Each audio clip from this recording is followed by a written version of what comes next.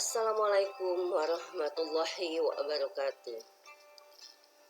Selamat pagi anak-anak, bertemu kembali dengan saya Deswita Herawati SPD dalam pelajaran Bahasa Indonesia di SMP Negeri 36 Medan. Hari ini adalah hari pertama kita belajar di semester kedua.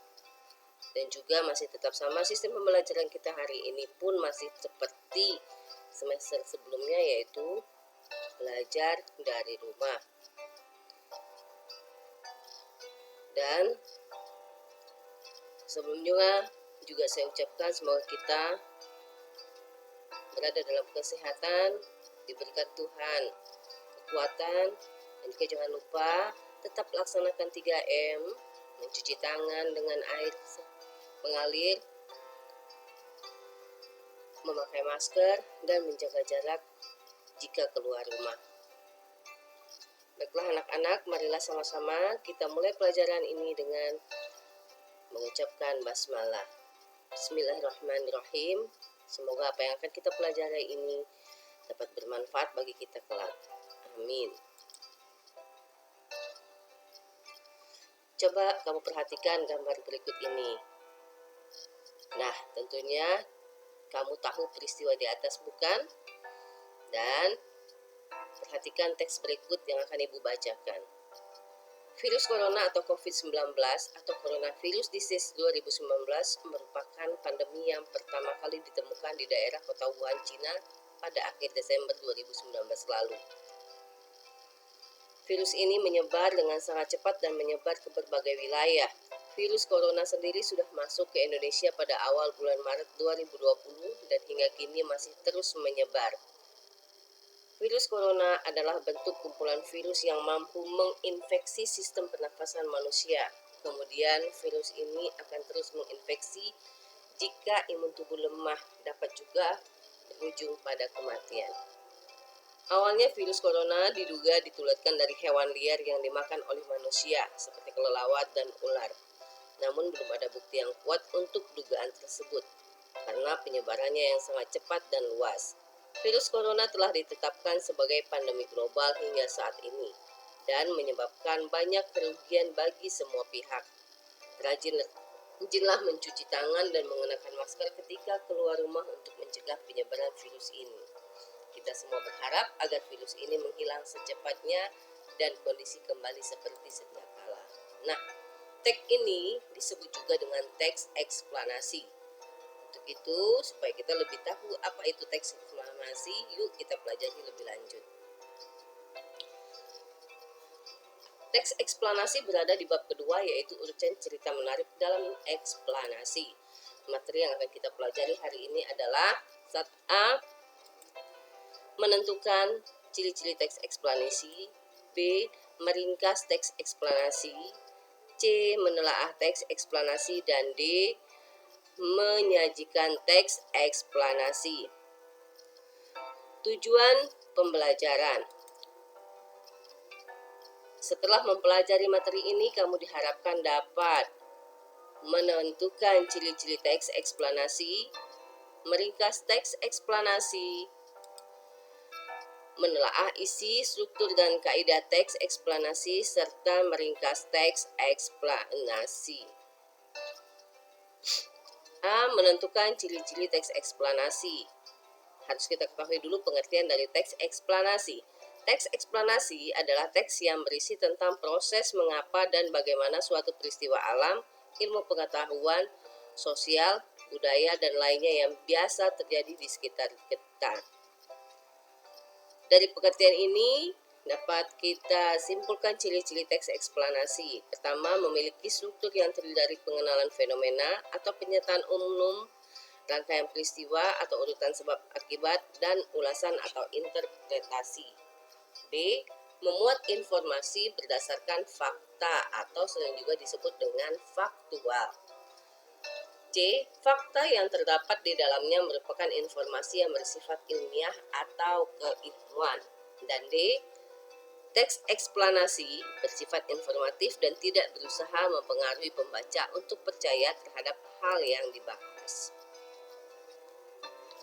D. Meringkas teks eksplanasi. Hal utama yang harus kita lakukan pertama adalah menentukan gagasan umum teks eksplanasi. Untuk dapat menentukan gagasan umum teks eksplanasi, kita harus pertama membaca dengan cermat, kedua menemukan kalimat utama, dan ketiga menentukan unsur inti kalimat utama. Setelah kita bisa menentukan gagasan umum teks eksplanasi, maka kita akan meringkas teks tersebut dengan langkah-langkah seperti membaca teks eksplanasi dengan cermat dan berulang, kedua menentukan pokok-pokok pikiran teks eksplanasi, tiga menyusun kembali pokok-pokok pikiran yang ditemukan, empat menuliskan hasil susunan pokok pikiran menjadi paragraf-paragraf utuh dan memiliki atau menggunakan sekuensi marker seperti pertama, kedua, ketiga, dan lain sebagainya, atau bisa juga dengan menggunakan kata-kata pertama, berikutnya, dan terakhir. C. Menelaah isi, struktur, dan kaidah teks eksplanasi. Nah, isi teks eksplanasi menjelaskan suatu proses dari rangkaian fenomena atau kejadian.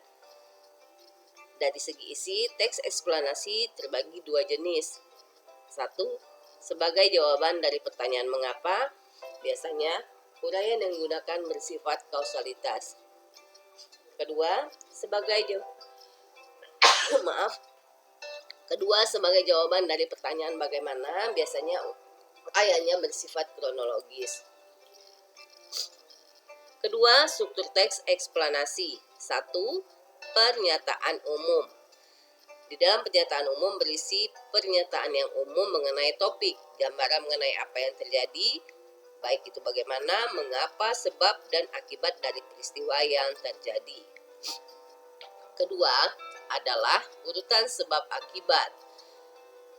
Di sini memuat penjelasan-penjelasan mengenai topik tertentu secara detail dan lengkap dari awal proses fenomena hingga akhir.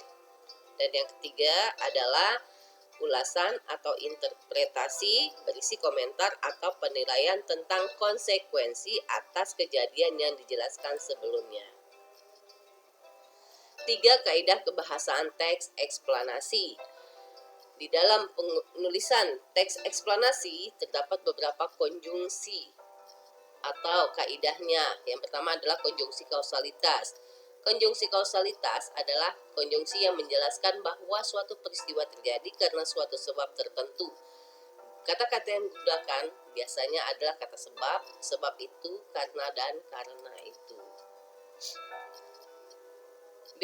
Konjungsi kronologis. Konjungsi kronologis adalah konjungsi yang menghubungkan klausa dalam urutan beberapa kejadian atau peristiwa secara kronologis. Kata-kata yang digunakan biasanya adalah kata kemudian, lalu, setelah itu, dan pada akhirnya.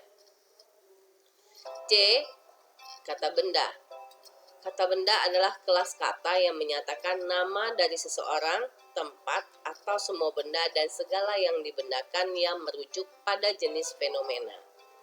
D. Kata teknis atau peristilahan adalah kata atau kelompok kata yang pemakaiannya terbatas pada bidang tertentu dan umumnya sesuai dengan topik yang dibahas. D. Menulis teks eksplanasi.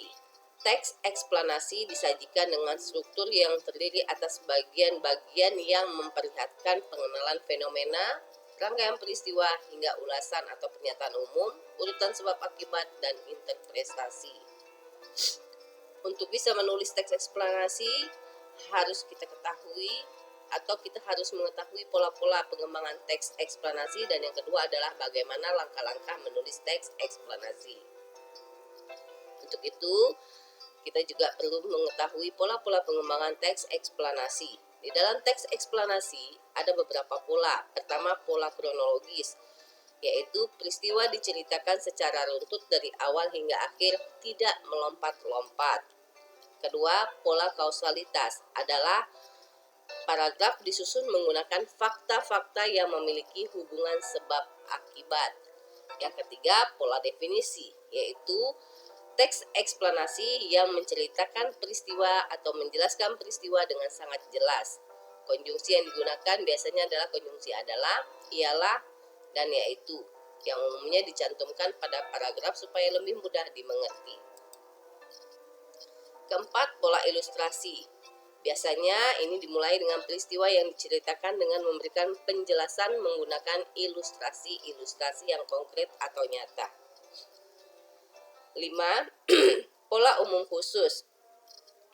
Pola ini diawali dengan pernyataan yang sifatnya umum, ditandai dengan kata-kata umumnya atau banyak.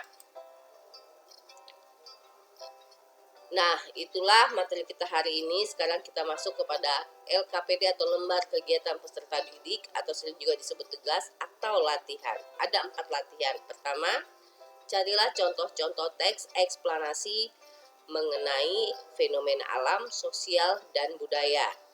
Nah, dari contoh-contoh tersebut, klasifikasikanlah teks tersebut berdasarkan jenis fenomena tersebut. Kedua, carilah sebuah contoh teks eksplanasi mengenai fenomena alam, kemudian ringkaslah teks tersebut. Untuk meringkas ini, kamu bisa menggunakan jawaban dari soal nomor 1.